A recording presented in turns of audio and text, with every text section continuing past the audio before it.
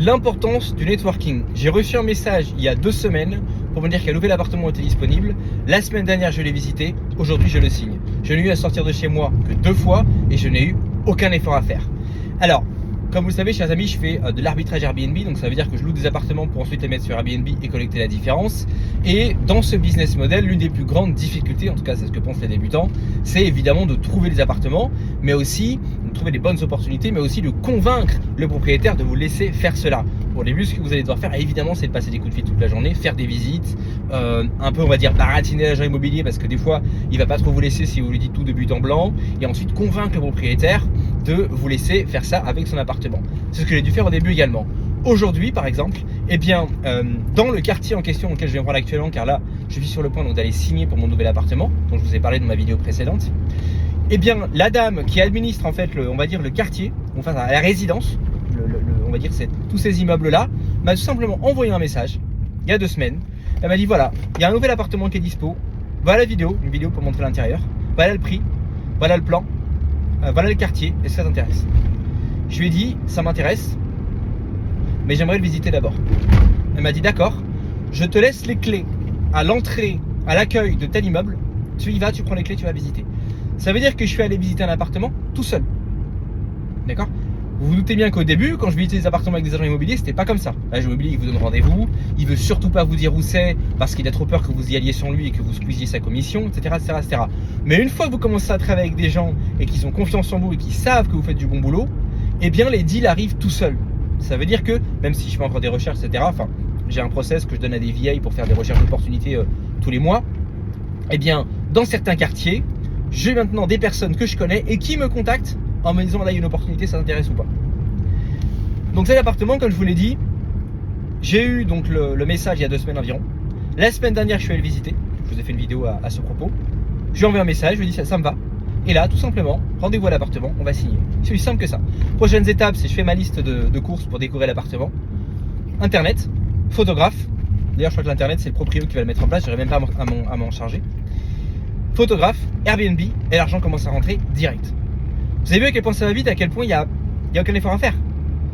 À partir de maintenant, parce que j'ai des process, parce qu'il y a des gens qui me font confiance, parce que j'ai déjà une femme de ménage que j'emploie à temps plein. Au début, ça va comme ça, bien sûr. Je vous dis pas qu'au début, le business va être facile, parce que ce serait vous mentir. Mais à force, quand vous pénétrez dans un secteur d'activité, que vous commencez à tisser un réseau, les deals viennent. Donc forcément, au début, vous allez vous dire, mais comment je trouve des clients? Parce que vous n'êtes pas forcément dans le même secteur d'activité que moi, mais comment je trouve des clients? Comment je trouve des deals? Bah, au début, il va falloir faire des recherches. Il va falloir faire ce qu'on dit du cold outreach en anglais. Cold outreach, ça veut dire contact à froid.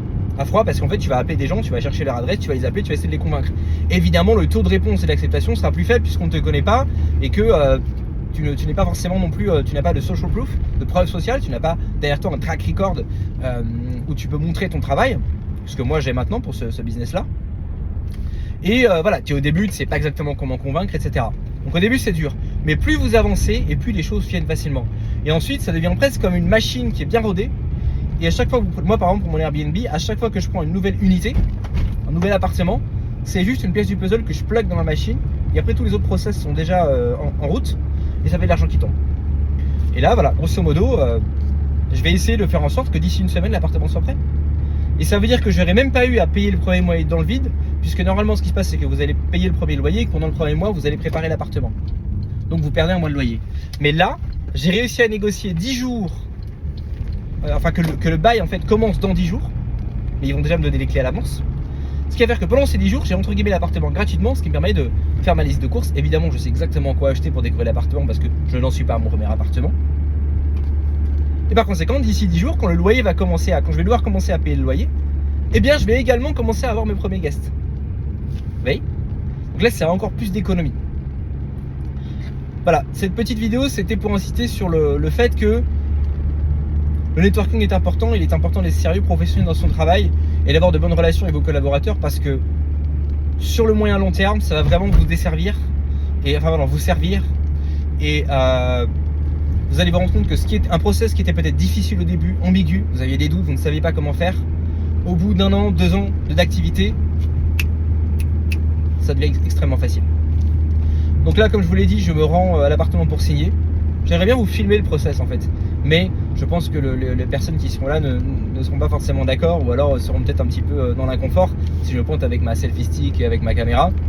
Mais je pense qu'un jour, si je fais une formation sur ce sujet, je vous montrerai le processus de A à Z et je me filmerai s'il le faut en caméra cachée pour vous montrer tout le processus de la prospection à la négociation, à l'équipement de l'appartement, à la mise en ligne sur Airbnb. Ouais, chers amis, je vais bientôt arriver. De toute façon, j'ai dit ce que j'avais à dire. Si vous voulez lancer dans ce type de business ou si l'entrepreneuriat vous intéresse, ou si vous avez des questions, n'hésitez pas à les mettre en commentaire, je me ferai un plaisir d'y répondre. Et sinon, on se retrouve la prochaine fois dans un nouvel épisode d'Empire Digital. Ciao.